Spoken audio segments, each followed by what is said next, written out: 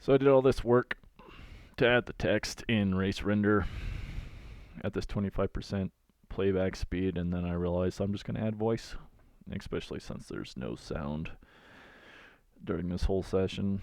Right after this, I go into a 10% playback with an audio breakdown.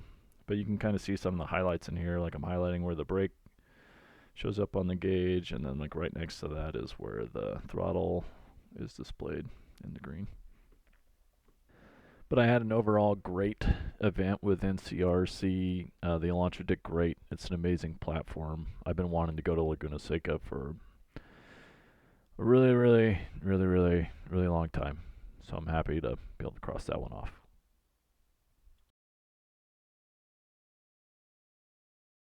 This is my very first in real life experience at Laguna Seca. This is the third lap of the point by group, which is the first group on track on September 18th with NCRC.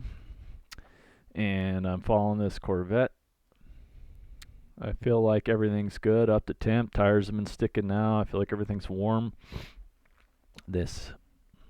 I'm on Kumo V730s.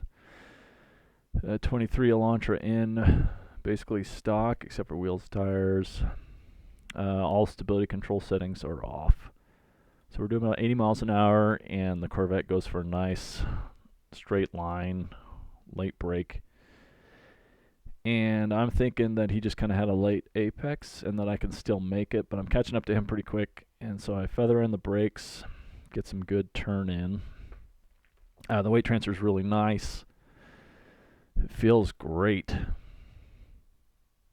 until it doesn't. And then the rear end just like completely lets go. And I start chasing the slide. Watching this back, I get back on the throttle. I'm already quarter throttle there. I'm not even full lock yet. I end up going full lock, and I think I lost it, but it comes back, and I'm still throttling in, and the steering wheel is just upside down as we're still on the slide. I end up going watt, and it pulls the car through. Pretty impressive overall. The EDIF and the Elantra N.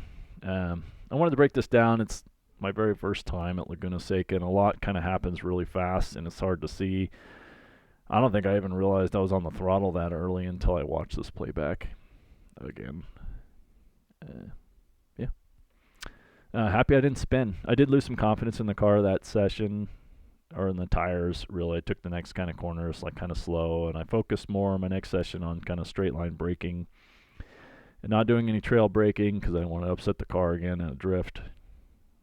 And I ended up getting down into the 146s, like 146.08.